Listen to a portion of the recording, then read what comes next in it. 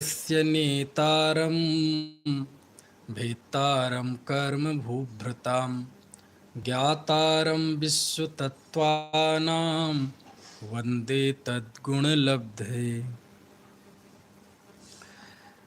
तत्वार्थ सूत्र। तत्वार्थ सूत्र के सूत्र 9, 10, 11, 12, 13 है ना।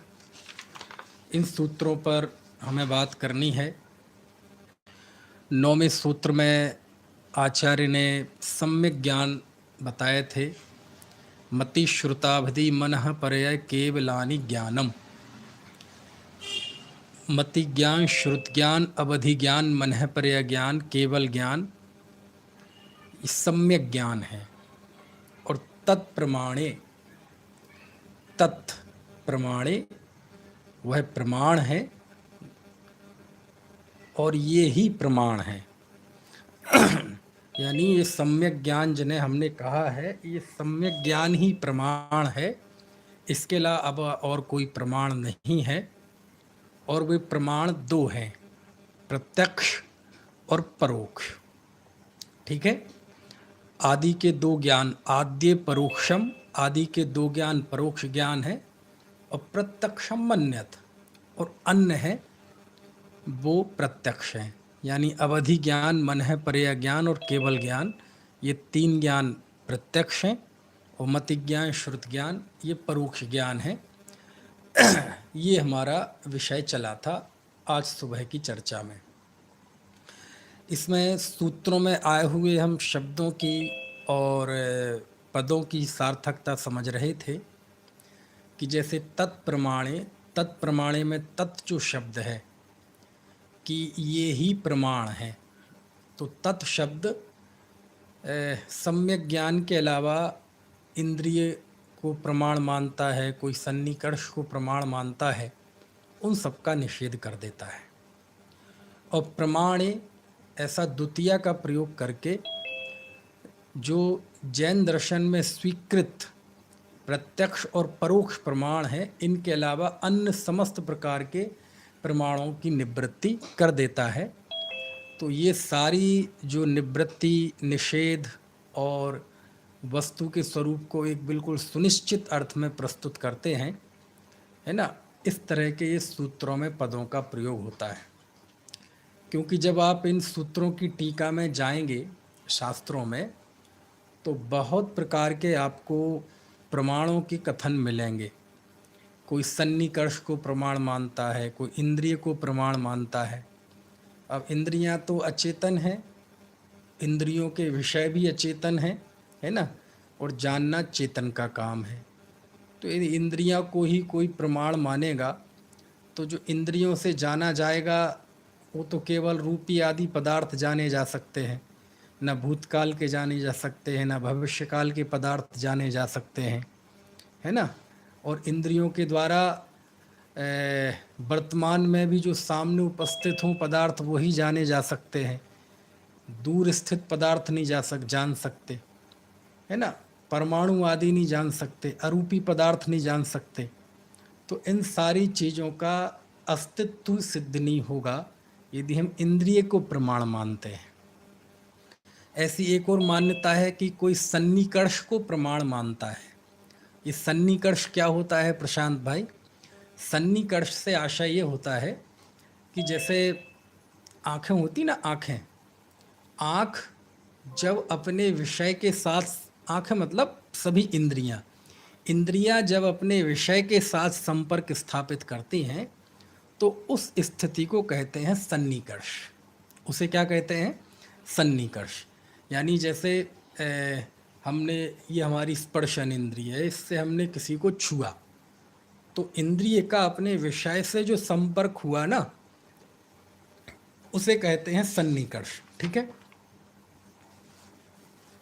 ऐसे ही कानों से हमने सुना, तो कान और ध्वनि, इन दोनों का जो है ना आपस में मिले, क्योंकि ये ध्वनि पहले कानों में जाके टकराती है, कर्ण विवरों में जाके टकराती है, तो वो जो हुआ उसे कहते हैं सन्निकर्ष। अथवा हमने जिह्वा से किसी स्वाद को चखा, तो मुंह में कोई वस्तु हमने ली और मुंह में लेने के बाद उसका जो संपर्क हुआ इंद्रिय का अपने विषय के साथ, उसे ही कहते हैं सन्निकर्ष, है ना। ऐसी घ्राण के साथ नाक में जो गंध सुगंध का संपर्क हुआ, उसे ही कहते हैं सन्निकर्ष। तो ऐसी भी मान्यता है लोक में, दुनिया के जैनेतरों में, कि सन्निकर्ष प्रमाण है, ठीक है ना। तो उसका भी यहाँ निषेध करते हैं कि सन्निकर्ष प्रमाण नहीं है, क्योंकि यदि यह सन्निकर्ष को प्रमाण मानेंगे तो कई दिक्कतें खड़ी होंगी, है ना। अब होता यह है कि हम ये समझते हैं कि ये सब दूसरों की मान्यताएं हैं, लेकिन ऐसा नहीं है। जो भी शरीर को आत्मा मान के हुए चलता है, जो जीव देखे हुए में विश्वास रखता है, जिसे अरूपी वस्तुओं में, आत्मा में, स्वर्ग में, नरक में, पुण्य में, पाप में, इनमें विश्वास नहीं है, वो सब इन्हीं सभी चीज़ों के अंतर्गत आते हैं, है ना। तो यदि सन्निकर्ष को प्रमाण मानेंगे तो इंद्रियां भी अचेतन और इंद्रियों के विषय भी अचेतन, और दोनों का संपर्क भी अचेतन। तो अचेतन अचेतन वस्तुओं से ज्ञान की उत्पत्ति कैसे होगी, है ना। तो उसे प्रमाण मानेंगे तो ज्ञान का ही अस्तित्व सिद्ध नहीं होगा, है ना। दूसरी बात, यदि इंद्रियों का अपने विषयों के साथ संपर्क, यदि इसे ही हम प्रमाण मानेंगे तो कई स्थितियां ऐसी होती हैं कि इंद्रियां वो अप्राप्यकारी हैं। जैसे चक्षु इंद्रिय है, वो अप्राप्यकारी है। ये अप्राप्यकारी शब्द हमारे न्याय शास्त्रों का है। अप्राप्यकारी से आशय ये होता है कि जिससे आँखें हैं, आँखें अपने विषय को देखती हैं, रूप रंग आदि को, तो ये आँखों का तो अपने रूप रंग से संपर्क होता नहीं है, और बिना उससे संपर्क किए जान लेती हैं। इतनी दूर सूर्य है, इतनी दूर चंद्रमा है, तो हम आँख और चंद्रमा ये दोनों बिल्कुल दूर दूर पदार्थ हैं। सुगंध दुर्गंध का तो हमारी इंद्रिय से संपर्क होता है, लेकिन आँख का तो संपर्क नहीं होता ना। शब्दों का तो हमारे कानों से संपर्क होता है, लेकिन आँख का तो नहीं होता ना, है ना। ठंडे गरम रूखे चिकने का तो हमारे स्पर्शन इंद्रिय के साथ संपर्क होता है, लेकिन आँखों का तो नहीं होता ना, है। तो कहते हैं आँखें तो अप्राप्तकारी हैं, वो वस्तु से उनका संपर्क होता ही नहीं है, तो फिर तो इंद्रिय, चक्षु इंद्रिय से तो ज्ञान होगा ही नहीं। जबकि प्रत्यक्ष दिखता है कि चक्षु इंद्रिय के जरिए लोग जानते हैं, तो ये सन्निकर्ष वाला फार्मूला चक्षु में नहीं बैठेगा, क्योंकि आँख का अपने विषय के साथ सन्निकर्ष नहीं होता है। समझ में आए ना। और कई बार ऐसी स्थिति बनती है कि आँख के साथ संपर्क हो तो जान भी नहीं सकते।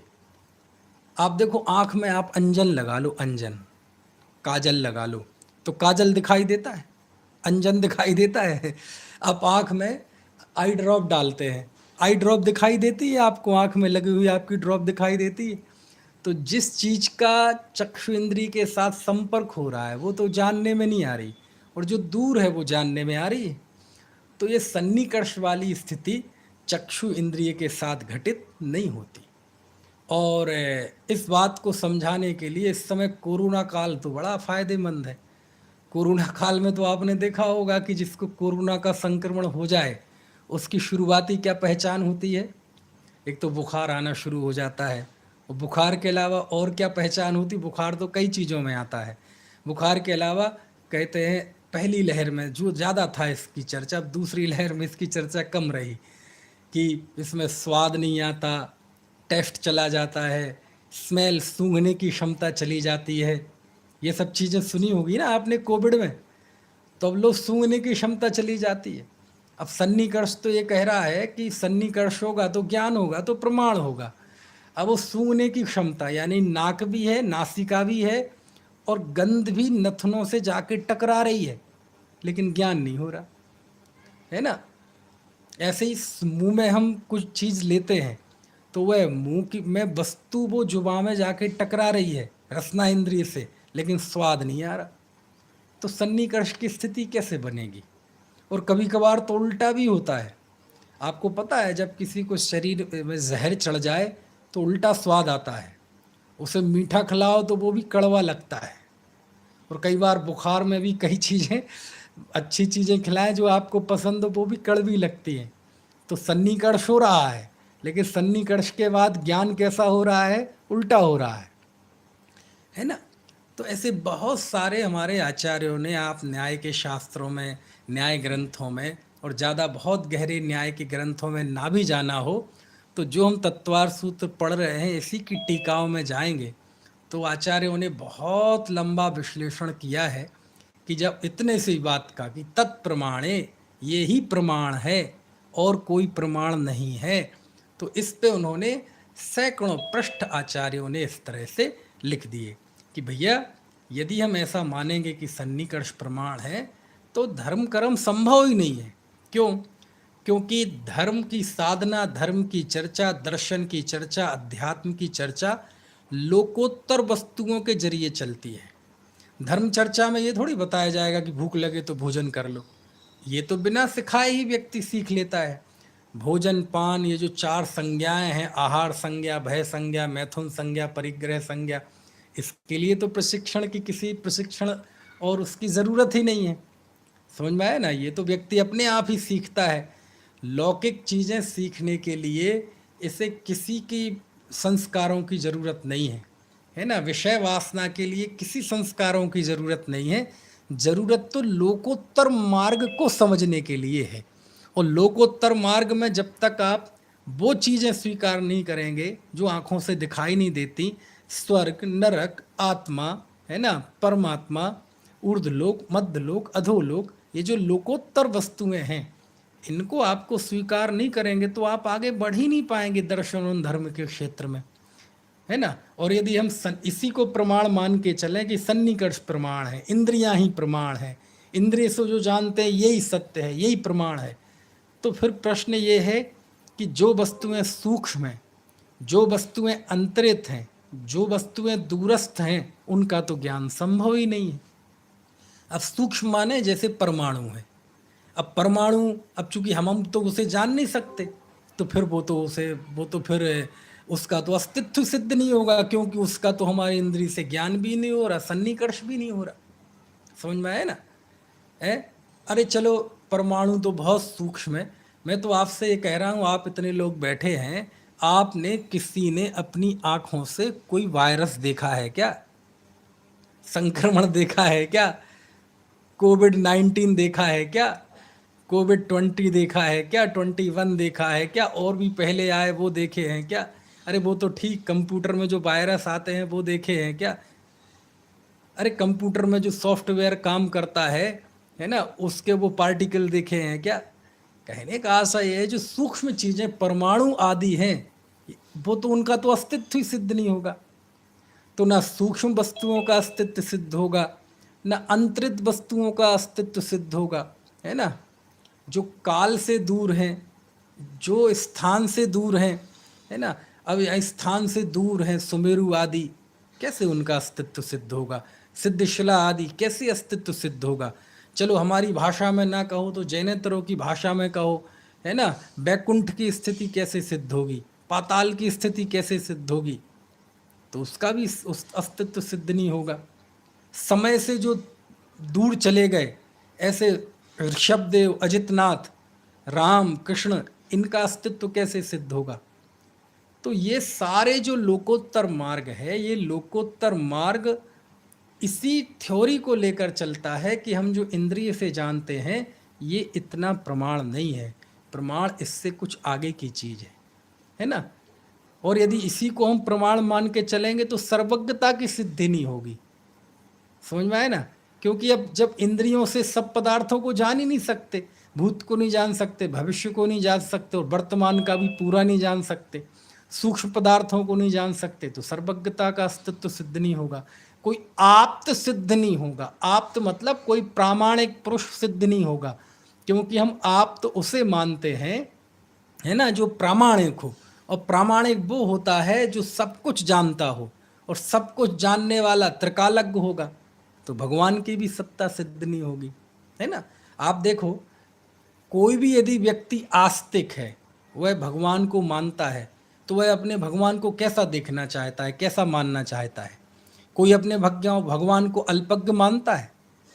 आप मान लीजिए, आप जिनेंद्र देव को मानते हैं, ऋषभ देव को, लेकिन दुनिया में इतने जीव हैं, जो भी जिस धर्म को मानने वाले हैं वो अपने भगवान के पास जाएं और भगवान से कहें कि हे भगवान बताइए मैं पास होऊंगा कि फेल। और भगवान कहे देखो भाई तू पढ़ेगा तो पास हो जाएगा और नहीं पढ़ेगा तो फेल होगा। तो भगवान क्या कहेंगे, वो आप क्या कहेंगे, भगवान रहने दो, ये प्रवचन तो हमारे पिताजी रोज देते हैं, हमें प्रवचन सुनने नहीं आए, मैं बताओ मैं पास होऊंगा कि फेल। यानी आप ये जानना जानते हैं, ये आपका पूरा यकीन है कि हमारे भगवान को सब पता है, हमारे भगवान को भूत भविष्य सब पता है। तो बोलो, आप जब किसी को भगवान मानते हैं तो आपके अचेतन मन में ये बात बिल्कुल स्थित है कि नहीं हमारे भगवान सब जानते हैं। और सब जानते हैं यानी हम माने ना माने हम अपने भगवान को सर्वज्ञ देखना चाहते हैं, देखते हैं, कोई भी अल्पज्ञ नहीं देखना चाहता। और यदि हम भगवान में विश्वास रखते हैं तो आपको सन्निकर्ष इंद्रिय आदि इनके प्रमाण से ऊपर उठना पड़ेगा, लोकोत्तर वस्तुओं को प्रमाण मानना पड़ेगा, है ना, ज्ञान को प्रमाण मानना पड़ेगा। और वो ही हमारे जैनाचार्यों ने माना है।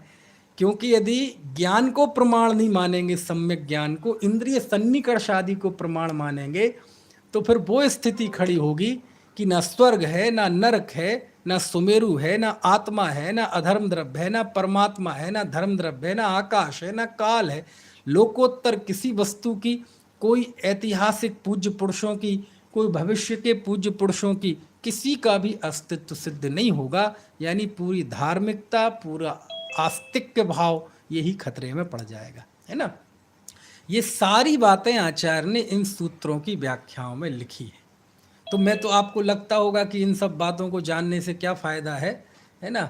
मैं तो बहुत बहुत थोड़ा बताता हूँ, लिखा तो बहुत है, मैं तो बस थोड़ा बताता हूँ कि बस थोड़ी थोड़ी सी, क्योंकि हम तत्वार्थ सूत्र पढ़ रहे हैं तो थोड़ी उसकी सुगंध आ जाए कि हमारे ज्ञानियों ने, आचार्यों ने इसकी व्याख्या में इतना समय, इतनी ऊर्जा, इतनी शक्ति क्यों लगाई, ताकि उनका भी तत्व ज्ञान निर्मल हो और उनकी उस विशुद्धता के जरिए हम पाठकों का भी तत्व ज्ञान निर्मल हो। ठीक है। फिर आचार्य कहते हैं दो ही प्रमाण हैं। कौन कौन से प्रमाण हैं? एक परोक्ष प्रमाण और एक प्रत्यक्ष प्रमाण। मति ज्ञान, श्रुत ज्ञान परोक्ष प्रमाण है, और अवधि ज्ञान, मन है पर्य ज्ञान, केवल ज्ञान, ये प्रत्यक्ष प्रमाण है। प्रत्यक्ष और परोक्ष की स्थिति क्या बताई थी मैंने, पहचान क्या बताई थी, है ना। परोक्ष यानी जो मन इंद्रिय के निमित्त से हो, है ना। और मति ज्ञान, श्रुत ज्ञान में मन और इंद्रिय का निमित्त होता है, इसलिए वो परोक्ष ज्ञान है। और जो परोक्ष ज्ञान होता है वह स्पष्ट नहीं होता, है ना, इसलिए उसकी भी परिभाषा आती है विशदम प्रत्यक्षम। जो विशद ज्ञान है वो प्रत्यक्ष है, और विशद का अर्थ होता है स्पष्ट ज्ञान, निर्मल ज्ञान। तो जो निर्मल होता है वो प्रत्यक्ष होता है, और अविशदम परोक्षम, और जो निर्मल नहीं होता है वो परोक्ष ज्ञान होता है। तो जब उस प्रत्यक्ष और परोक्ष को केवल ज्ञान की निर्मलता, ज्ञान की विशुद्धि की तरफ से कथन करते हैं तो ऐसा कहते हैं कि जो स्पष्ट हो वो प्रत्यक्ष, जो स्पष्ट ना हो वह परोक्ष। और जब बाहर के, है ना, बाहर के संयोगों की, बाहर के निमित्त होने और नहीं होने की दृष्टि से बात करते हैं तो फिर परिभाषा बनती है कि जहाँ इंद्रियों और मन का सहयोग हो वह परोक्ष, और जहाँ इंद्रियों और मन के बिना सीधे आत्मा से जो ज्ञान हो वो प्रत्यक्ष ज्ञान है। ठीक है, ये प्रत्यक्ष और परोक्ष की स्थिति है। अब हम जब सुबह चर्चा छूटी थी तो एक हमने पूर्वा पर विरोध न आए जिनवाणी का, इसके लिए हमने बिंदु समझा था कि यद्यपि तत्वार्थ सूत्र का तो दो टूक कह रहे हैं कि मति ज्ञान, श्रुत ज्ञान परोक्ष ज्ञान है। अब ये एक बहुत बड़ी स्थापना है हमारे जैन धर्म की, जैनाचार्यों की बहुत मौलिक स्थापना है, और इस मामले में सारे दर्शन एक तरफ हैं और जैन दर्शन एक तरफ है। क्या कि जैन दर्शन आँखों से होने वाला ज्ञान, नाक से होने वाला ज्ञान, जिह्वा से होने वाला ज्ञान, इस इंद्रिय के जरिए होने वाले ज्ञान को जैन दर्शन परोक्ष ज्ञान कहता है। समझ में आए ना। तो परोक्ष ज्ञान कहता है क्योंकि वो परोक्ष है, उसमें वैसी स्पष्टता नहीं है। लेकिन जब ये ज्ञान आत्मा से होता है, कोई ज्ञान, अवधि ज्ञान, मनः परे ज्ञान, केवल ज्ञान, तो उसमें बहुत स्पष्टता होती है। तो हमें इसमें आश्चर्य लगता है। अब इसमें आश्चर्य हमें इसलिए लगता है क्योंकि हम में से किसी को केवल ज्ञान नहीं है। यानी प्रत्यक्ष ज्ञान में जैसी निर्मलता होती है, जैसी विशुद्धि होती है। अब जिसने कभी देशी घी ना खाया हो तो उसे तो वो वनस्पति घी ही, देशी घी अच्छा लगता है, समझ में आए ना। और जिसने कभी देशी घी ना खाया हो, वनस्पति घी ही खाया हो, उसे आप देशी घी दोगे तो भाएगा नहीं, उसे खाया नहीं जाएगा, मुंह में लिया नहीं जाएगा, क्योंकि उसी की आदत पड़ी है। अब क्या करें, हमारे अनादिकाल से इंद्रिय ज्ञान ही है, इंद्रिय ज्ञान में मस्त रहे, उसी में संतुष्ट रहे, उसी में आत्मगौरव मानते रहे, उसी को जिया, उसी को पिया, उसी को खाया, उसी को नहाया।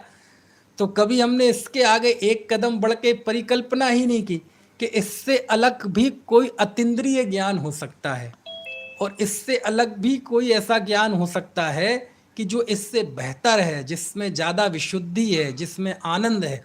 उसकी कभी कल्पना नहीं की। बताया तो समझाया, समझे नहीं, समझे तो ग्रहण नहीं किया।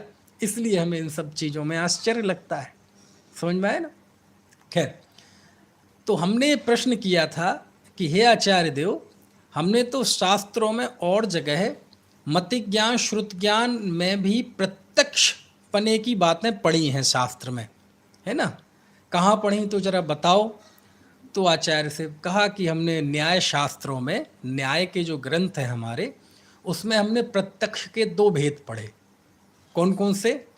एक साम व्यवहारिक प्रत्यक्ष और एक पारमार्थिक प्रत्यक्ष। ये मैं थोड़ा इसलिए दोहराऊं कि मेरे पास आग्रह आया कि सुबह के विषय को थोड़ा सा दोबारा दोहरा दें, है ना, थोड़ा सा, तो वो स्पष्ट हो जाए, क्योंकि कई बार चीज़ें मुश्किल हो जाती हैं। तो इसलिए उसे मैं फिर से एक बार थोड़ा सा दोहरा दूं, और भी कुछ नया आएगा। तो कहते हैं हमने न्याय के शास्त्रों में पढ़ा है कि प्रत्यक्ष दो प्रकार का होता है, एक साम व्यवहारिक प्रत्यक्ष और एक पारमार्थिक प्रत्यक्ष। पारमार्थिक प्रत्यक्ष तो कहलाता है वही जिसे उमा स्वामी आचार्य प्रत्यक्ष कह रहे हैं, यानी अवधि ज्ञान, मनः परे ज्ञान, केवल ज्ञान, जो सीधे आत्मा से जानते हैं, जिसमें मन, इंद्रिय आदि की कोई आवश्यकता नहीं होती। लेकिन प्रत्यक्ष में इंद्रियों से होने वाले प्रत्यक्ष को भी वो साम व्यवहारिक प्रत्यक्ष कहते हैं। तो आचार्य से पूछा जाए कि हे आचार्य देव, ये क्या है? हमारे दूसरे आचार्य जिसे आप परोक्ष कह रहे हैं, वो उसे साम व्यवहारिक प्रत्यक्ष कह रहे हैं। तो आचार्य का जवाब ये होगा, आचार्य तो अब है नहीं, मतलब हमें ही समझना पड़ेगा उस चीज को, कि ये साम व्यवहारिक प्रत्यक्ष है ना। इस प्रत्यक्ष से लोक व्यवहार चलता है ना, और इस दृष्टि से वो ठीक है। लेकिन मैं जो बता रहा हूँ, मति ज्ञान, श्रुत ज्ञान, ये परोक्ष ज्ञान है, ये व्यवहार नहीं बता रहा हूँ। दो मार्ग होते हैं, एक होता है उत्सर्ग मार्ग और एक होता है अपवाद मार्ग।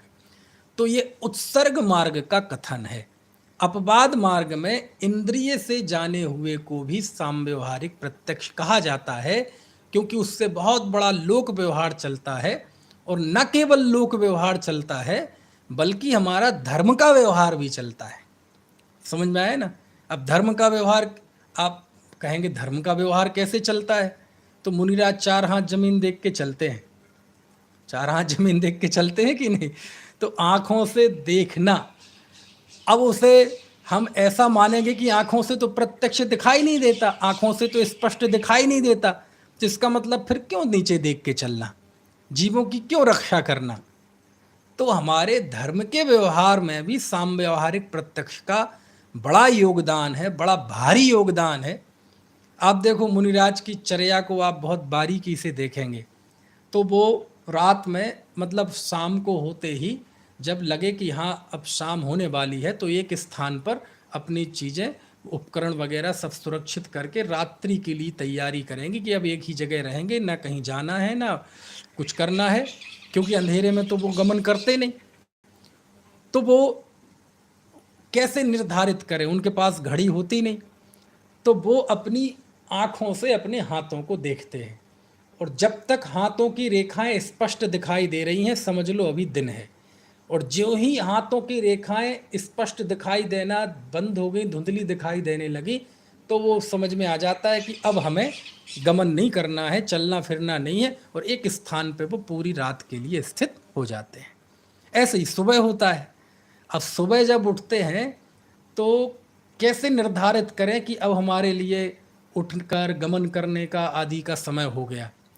तो फिर से वही हाथ देखते हैं कि जब तक रेखाएं स्पष्ट दिख रही हैं, यानी अब हमारी आने चलने फिरने लायक अभी दृष्टि नहीं हुई है, मतलब अभी जीवों की हिंसा हो सकती, विराधना हो सकती है, और स्पष्ट दिखने लगे फिर वो उठते हैं, फिर शौच आदि क्रिया जो भी मतलब होता है वो सब उनकी नित्य नैमित्तिक क्रियाएं, नित्य नित्य क्रियाएं करते हैं।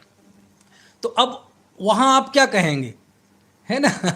आलोकित पान भोजन, अंजलि में रखा हुआ भोजन है, वो शोध के खाते हैं, तो उसे क्या कहेंगे? परोक्ष। तो कहते वो परमार्थता परोक्ष ही है, लेकिन हमारे चरणान योग के व्यवहार में, हमारे धर्म के व्यवहार में और लोक व्यवहार में तो है ही, इन इंद्रिय के जरिए होने वाले ज्ञान को भी, है ना, प्रत्यक्ष का व्यवहार किया जाता है, इसमें कहीं कोई संदेह नहीं है। कोई कहे कि जब आँखों से जो ज्ञान होता है वो परोक्ष ज्ञान ही है, तो हम शोध के भोजन क्यों करें, देख के भोजन क्यों करें, हम देख के क्यों चलें? जब आँखों से होने वाला ज्ञान परोक्ष ज्ञान ही है तो हम क्यों इतनी मेहनत करें? तो चरणान योग तो कह देगा, ए भैया तुम्हें आँखों से दिखाई नहीं दे रहा साक्षात?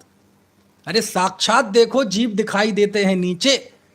तो यदि हम ऐसा प्रयोग करते हैं साक्षात, तो ये झूठ है प्रयोग? नहीं, झूठ नहीं है। तो ये साम व्यवहारिक प्रत्यक्ष है, इससे लोक व्यवहार में भी काम में आता है, और हमारे चरणान योग की मर्यादाओं में भी इसका खूब इस्तेमाल होता है। लेकिन दो टूक कहा जाए, सैद्धांतिक कहा जाए, तो सैद्धांतिक रूप से तो वो परोक्ष ज्ञान है। तो उत्सर्ग मार्ग में वो है परोक्ष ज्ञान है, अपवाद मार्ग में वो प्रत्यक्ष है। तो जो भी है, आखिर इसे साम व्यवहारिक प्रत्यक्ष कहा क्यों? बस व्यवहार चलाने के लिए, और दूसरा कोई कारण नहीं है। और एक और प्रश्न किया, चलो इसका समाधान तो हो गया कि हे आचार्य देव, हमने शास्त्रों में एक स्वानुभव प्रत्यक्ष की भी बात सुनी है, और स्वानुभव प्रत्यक्ष की हमने सुबह चर्चा की थी, काफ़ी विस्तार से चर्चा की थी। और वो स्वानुभव प्रत्यक्ष तो मति ज्ञान श्रुत ज्ञान में होता है, और इसका बहुत अच्छा विवेचन पढ़ना हो आपको तो आपके घरों में बृहद द्रव्य संग्रह होगी, है ना? बृहद द्रव्य संग्रह बहुत अच्छा शास्त्र है, और नहीं हो तो आप PDF ले लीजिएगा, उसकी 5वीं गाथा की टीका आप पढ़ना, वहाँ ये बहुत अच्छी तरह से विषय आया है। पांडे राजमल जी ने भी लिया है पंचाध्यायी में, आचार्य कल्प टोडरमल जी ने भी लिया है, मोक्ष मार्ग प्रकाशक में नहीं, बल्कि उस ग्रंथ के बाद में लास्ट में रहस्यपूर्ण चिट्ठी प्रकाशित है, उसमें है। तो कहते हैं कि मति ज्ञान श्रुत ज्ञान क्या सर्वथा परोक्ष है क्या? बोले नहीं, केवल ज्ञान के सामने तो परोक्ष है ही, है ना? लेकिन जो मति श्रुत ज्ञान आत्मा का प्रत्यक्ष कर रहा है, आत्मा का साक्षात कर रहा है, उसे उन्होंने भाव श्रुत ज्ञान कहा। आत्मा का साक्षात करने वाला, है ना, स्वात्वाभिमुख भाव श्रुत ज्ञान, उसको उन्होंने प्रत्यक्ष कहा। तो बोले वो केवल ज्ञान की दृष्टि से तो वो परोक्ष है, लेकिन उसमें किसी भी तरह के मन और इंद्रिय का विकल्प नहीं है, किसी रागादि भाव का विकल्प नहीं है, मन इंद्रिय का विकल्प नहीं है। तो वो जो वहाँ आत्मिक आनंद का अनुभव हो रहा है, उसको उन्होंने प्रत्यक्ष कहा। समझ में आया ना? तो प्रश्न किया कि भाई वो प्रत्यक्ष क्यों है? अरे भैया तुम समझते नहीं हो, अनुभूति सुख की हो चाहे दुख की हो, हमेशा प्रत्यक्ष ही होती है। क्या कहा फिर से? कुछ कह दिया है मैंने, उसे समझने की कोशिश करना। मैंने क्या कहा है कि चाहे सुख का संवेदन हो चाहे दुख का संवेदन हो, सुख और दुख का संवेदन प्रत्यक्ष ही होता है।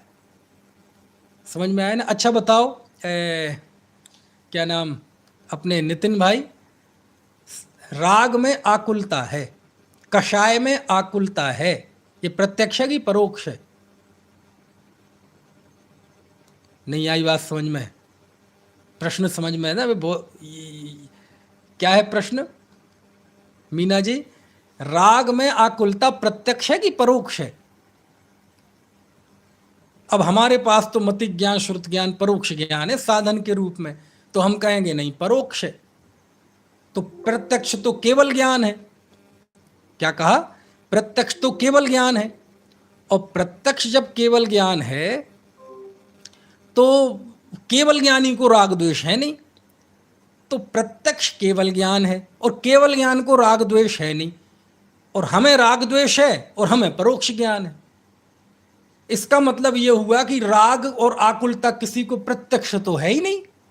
तो ये बात झूठी है दुनिया में कि राग में आकुलता है, राग में कषाय है, कषाय है सो दुख है, या राग आग दहे सदा ताते समामृत से, ये सब बातें परोक्ष हैं, स्पष्ट है। ऐसा है क्या? क्यों? तर्क समझना मेरा। केवल ज्ञानी के ज्ञान प्रत्यक्ष है। अवधि ज्ञान मन है पर ज्ञान का तो विषय राग है ही नहीं, वो तो रूपी पदार्थ को जानता है, तो उसको तो अभी छोड़ दो। तो केवल ज्ञानी का ज्ञान प्रत्यक्ष है, उनके राग नहीं है। तो वो अपने राग के विषय में क्या बताएं कि राग है आकुल? वो तो राग का आकुलता महसूस ही नहीं कर रहे वर्तमान में, है ना। तो केवल ज्ञानी के केवल ज्ञान है, प्रत्यक्ष ज्ञान है, लेकिन राग नहीं है, कषाय नहीं है, मोह नहीं है। और हमारे अंदर राग है, कषाय है, मोह है, तो हमारे प्रत्यक्ष ज्ञान नहीं है, केवल ज्ञान। तो इसका मतलब राग द्वेष कषाय तो हमेशा शाश्वत काल के लिए परोक्ष ही हो गई। उनमें जो आकुलता का अनुभव है ये परोक्ष हो गया। मेरा तर्क समझ में आएगा भाई साहब विनीत जी? क्या कहा मैंने? प्रश्न समझ में आया? अंकुर नहीं दिख रहे, मेरा प्रश्न समझ में आ गया है ना। तो ये तो फिर अनंत काल के लिए परोक्ष ही हो गया। यानी हम कहें कि यह राग आग दहे सदा, पंडित जी दौलत राम जी से कहें क्यों जी ये बात बिल्कुल सिद्ध है ना भाई, बस परोक्ष है। समझ में? संसार में आकुलता है, पता परोक्ष है। तो ये जो शास्त्रों में लिखा है प्रत्यक्ष दुख है, प्रत्यक्ष दुख है, मोह है। वो एक भजन है ना, मोह दुख का घर है मैंने आज सरासर देखा है, आज सरासर देखा है। क्यों भाई प्रशांत है? आप तो बहुत बढ़िया गाते हो। मोह दुख का घर है मैंने आज सरासर देखा है। ये सरासर का अर्थ क्या है? ये सरासर का अर्थ क्या है? ये बड़ा चलता हुआ शब्द हो गया, लेकिन सरासर का यदि आप अच्छी भाषा में अनुवाद करेंगे तो क्या कहेंगे सरासर को? कि प्रत्यक्ष देखा है, प्रत्यक्ष, साक्षात, अनुभव, गम्य। समझ में आया? है? अरे जिया जग धोखे की टाठी। सही है कि गलत है? केवल ज्ञानी के तो ये सब है नहीं, वो तो प्रत्यक्ष ज्ञान है उनका। और हमें मति श्रुत ज्ञान वालों को दुख भी परोक्ष हो तो ये सिद्ध हो जाएगा कि दुनिया में अनादि अनंत दुख का अनुभूति परोक्ष है, दुख प्रत्यक्ष तो होता ही नहीं। तो सच बात यह है कि अनुभव जो होता है वेदन, वेदन प्रत्यक्ष ही होता है, वेदन स्पष्ट ही होता है। कषाय में आकुलता स्पष्ट होती है, अज्ञानी माने ना माने वो उसकी अलग बात है। लेकिन अज्ञानता का जो वेदन, दुख का वेदन जो होता है वो प्रत्यक्ष होता है, स्पष्ट होता है। ये बात उसमें लिखी, आपको आज मौका मिले तो आप जरूर पढ़ना। समझ में आया ना? जरूर पढ़ना। बृहद द्रव्य संग्रह की 5वीं गाथा की टीका बहुत अच्छी है, ब्रह्मदेव सूरी की टीका। उसमें उन्होंने बात लिखी कि यदि हम ऐसा सर्वथा मति ज्ञान श्रुत ज्ञान को परोक्ष मानेंगे और शुद्धात्मावी मुख जो ज्ञान है भाव श्रुत उसे प्रत्यक्ष नहीं मानेंगे तो फिर हमें दुख भी परोक्ष मानना पड़ेगा, जबकि ऐसा जिन धर्म में स्वीकृत नहीं है। समझ में आती है बात की नहीं है? इसलिए अभी तक तो हम यही जान रहे थे कि शुद्धात्मा का अनुभव प्रत्यक्ष होता है, वो तो कह रहे दुख भी प्रत्यक्ष होता है। समझ में आए ना? यदि दुख प्रत्यक्ष ना लगे तो जीव सम्यक्त की प्राप्ति क्यों करना चाहे? वो जो शिष्य आया था आचार्य उमा स्वामी के सामने, है ना? क्या कहा मैंने? शिष्य आया था आचार्य उमा स्वामी के सामने। क्यों आया था? क्यों आया था? शुरुआत के व्याख्यान ध्यान है ना कि नहीं? कोई प्रत्यासन्न निष्ठ भव्य जीव, जिसकी मुक्ति बिल्कुल निकट है, ऐसा व्यक्ति, आत्महित की लिप्सा वाला जीव आचार्य के समक्ष जाता है और पूछता है, हे आचार्य देव, आत्मा का हित क्या है। आचार्य देव लौट के प्रश्न कर लें, क्रॉस क्वेश्चन, तुम्हें करना क्या है आत्मा का हित का। तो वो क्या कहेगा, अजी संसार में बहुत दुख है। कहाँ से जाना तुमने दुख, शास्त्र से पढ़ के जाना। नहीं, शास्त्र से पढ़ के जानोगे तो वो तो परोक्ष ही होगा। तो शास्त्र से पढ़ के जिसने दुख जान लिए वो आचार्य के पास जाएगा कि मैं दुखी हूं। नहीं आचार्य, हमने प्रत्यक्ष अनुभव किया है कि जीवन में, संसार में, कषाय में, मोह में दुख है, तब मैं आपके पास आया हूं। तो क्रॉस क्वेश्चन यदि आचार्य कर लें कि तुम चाहते क्यों हो दुख, आत्मा का हित, इसका मतलब तुम वर्तमान में दुख अनुभव कर रहे हो, और उससे पूछा जाए कि तुम्हें किस बात का दुख है, तो वो क्या कहेगा, पता नहीं जी, मुझे तो कोई भी इस बात का दुख नहीं है, बस ये मंदिर गए थे, पंडित जी बता रहे थे कि तुम दुखी हो। मुनि महाराज श्री बता रहे कि तुम दुखी हो, हम तो जी शास्त्र में पढ़ा जी दुखी है, वैसे तो मुझे ऐसा कोई दुख लगता नहीं है, वैसे तो बढ़िया है, मस्ती में, मकान है, दुकान है, गाड़ी है, बीवी है, बच्चे हैं, अपना बैंक बैलेंस है, सब कुछ है, वैसे तो कोई दिक्कत है नहीं। यदि ऐसा जवाब हो, यदि किसका, वो जो आया था आचार्य के पास पूछने के लिए कि आत्मा का हित क्या है, तो ऐसा तत्वार्थ सूत्र निकलता, सम्यक दर्शन ज्ञान चारित्राणी, इस सूत्र की उत्पत्ति होती नहीं। आई बात समझ में। वो तो ऐसा जिज्ञासु श्रोता हो और ऐसे महान आचार्य हो, और उन दोनों का जब कुछ देर के लिए संयोग हो, तब तत्वार्थ सूत्र निकलता है। तो यदि हम दुख में भी स्पष्ट रहेंगे कि पता नहीं दुख है कि नहीं जी, स्पष्ट नहीं है, अरे ऐसा नहीं है, दुख स्पष्ट है, कषाय में आकुलता स्पष्ट है, राग में आकुलता स्पष्ट है, भय में आकुलता स्पष्ट है, हमें साफ साफ दिखाई दे रहा है, साफ साफ दिखाई दे रहा है कि यदि हम दुखी हो रहे हैं तो कैसे हो रहे हैं, भय से, शरीर के प्रति मोह से, परिवार के प्रति मोह से, बीवी बच्चों के प्रति राग से, स्पष्ट दिखाई। इसमें कोई केवल ज्ञानी बोलेंगे तभी मानेंगे, समझ में आए ना। तो जैसे दुख स्पष्ट होता है, सुखानुभूति भी स्पष्ट होती है। इसको देखो, थोड़ा शारीरिक दृष्टांत से ले लो, है ना। किसी को तकलीफ हुई, सिर दर्द हुआ, तो दर्द हो रहा है आपको, स्पष्ट है कि अस्पष्ट है, क्यों जी, आपको तकलीफ है कि पता नहीं जी, है सी की नहीं, लगती सी भी है भी नहीं, ऐसा होता है कभी। और दवाई दे दें और दवाई खा लें और पूछा जाए, क्यों जी कुछ तकलीफ कम हुई कि नहीं, पता नहीं, हो सकता है जी हो गई हो, भगवान से पूछो, केवल ज्ञानी वही है प्रत्यक्ष ज्ञानी, तो हम तो परोक्ष ज्ञानी है, परोक्ष ज्ञान में तो स्पष्टता होती नहीं है, तो पता नहीं हुआ कि नहीं, हमें तो लगे कि हाँ दुख कम हो गया, लेकिन हकीकत में ना हुआ हो। ऐसा होता है क्या। अरे दुखानुभूति भी आप बताएंगे और सुखानुभूति भी आप बताएंगे। दुख की अनुभूति आपके लिए प्रत्यक्ष है, केवल और केवल आपके लिए प्रत्यक्ष, भगवान के लिए प्रत्यक्ष नहीं है। दुख, हमारे दुख को तो प्रत्यक्ष जान रहे हैं, लेकिन दुख का वेदन उन्हें नहीं हो रहा है। यदि ऐसा होने लगे केवल ज्ञानी को, तो दुनिया के सबसे ज्यादा दुखी वो ही ठहरेंगे। तो भगवान को तो उसका दुख का अनुभव है नहीं, और दूसरे को वो परोक्ष है। समझ में आए ना। डॉक्टर को आपकी तकलीफ परोक्ष है कि नहीं, आपके घर वालों को आपकी तकलीफ परोक्ष है। क्यों, जो दर्द जिसको होता है वो ही अनुभव करता है, और कोई नहीं कर सकता। दूसरे तो चिंता कर सकते हैं, थोड़ी सी, है ना, मोटिवेट कर दें, थोड़ा सा आपका ढाढ़स बधा दें, लेकिन जो कष्ट आपको है वो आपको ही है। तो दुनिया के लिए तो वो परोक्ष है, और भगवान के लिए वो प्रत्यक्ष है, लेकिन उनको वेदन नहीं है उसका। और तुम कहते हो कि हमें प्रत्यक्ष नहीं है, हमें भी परोक्ष है, तो दुख तो परोक्ष ही रहा फिर अनादि अनंत काल। समझ में आया ना।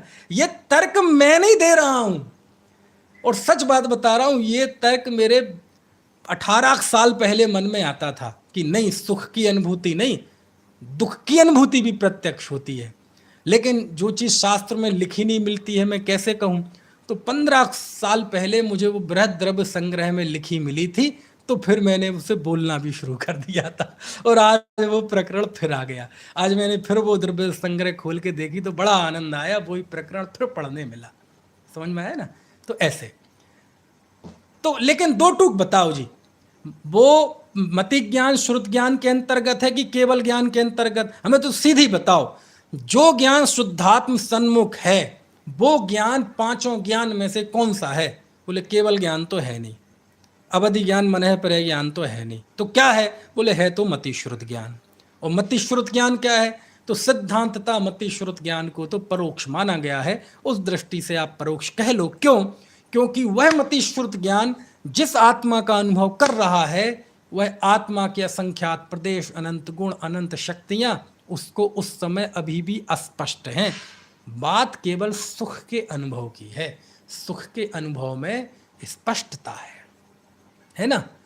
तो सर्वत्र अनेकांत जानना। तो कोई कहे कि हे आचार्य देव, यदि वो प्रत्यक्ष है तो आप इस प्रश्न उठाया है उस गाथा की टीका में कि यदि आप ये मानते हैं कि शुद्धात्मामी मुख जो भाव श्रुत ज्ञान है वो प्रत्यक्ष है, तो ये उमा स्वामी आचार्य के उस आद्य परोक्षम इस सूत्र से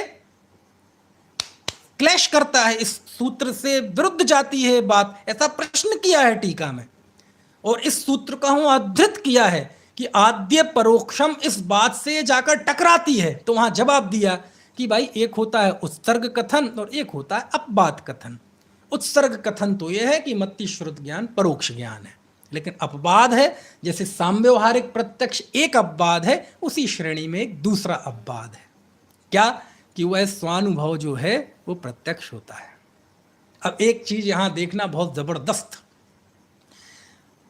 आत्मा प्रत्यक्ष कब होता है? केवल ज्ञान होने पर। आत्मा प्रत्यक्ष कब होता है? केवल ज्ञान होने पर। 13वें गुण स्थान में जाके अथवा 12वें गुण स्थान के अंत में जाके, वहां जाके आत्मा प्रत्यक्ष होता है। समझ में आया ना? प्रत्यक्ष मतलब यानी 12वें गुण स्थान तक भी वहां भी आत्मा आगम प्रमाण है। क्या कहा? वहां भी आगम प्रमाण है। यानी जो मुनि शुद्धोपयोग में स्थित हैं और मोह का सत्ता से नाश कर दिया है, वहां भी उनको सारी चीजें आगम प्रमाण है। आत्मा, 6 द्रव्य, 7 तत्व, 9 पदार्थ, अनंत गुण, अनंत शक्तियां। तो फिर किस बल पे इतने आगे बढ़ गए? अरे वो सुख प्रत्यक्ष है। कौन प्रत्यक्ष है? वो सुखानुभूति जो है वो प्रत्यक्ष है, उसमें कहीं अस्पष्टता नहीं है। वो सुखानुभूति तो बिल्कुल वैसी है जैसी केवल ज्ञानी को है। उस सुख के वेदन की जाति में कोई फर्क नहीं है। समझ में आया ना? ऐसा सर्वत्र अनेकांत जानना। बहुत जबरदस्त टीकाओं में चर्चा होती है और मैं जब टीकाओं का इतना उल्लेख करता हूँ तो उल्लेख करने का एक उद्देश्य ये भी होता है ताकि आपका, यदि मैं मान लीजिए 50-60 लोग आप लोग सुन रहे हैं, बाकी 2 जगह यूट्यूब पे भी चल रहा है, कितने लोग सुन रहे हैं क्या सुनेंगे पता नहीं। यदि मैंने इतना बताया और 5-7 लोगों ने भी कक्षा के बाद यदि टीका खोल के देखी, बृहद द्रव्य संग्रह खोल के देखी, तो मुझे तो नहीं पता किन्ने खोल के देखी, लेकिन आपका हाथ बृहद द्रव्य संग्रह तरफ बढ़ेगा तो मुझे बड़ा आनंद आएगा। समझ में आया ना? जब मेरे कहने के निमित्त से कोई शास्त्र खोल लेता है, पृष्ठ खोल लेता है, तो मुझे इतनी खुशी होती है। मेरे पास अनजान लोगों के फ़ोन आते हैं कई बार व्हाट्सएप पे कि भाई साहब आज मैं आपका वो प्रवचन सुन रहा था, मुझे नहीं पता कौन सा, कभी 2-4 साल पहले कभी हुआ होगा,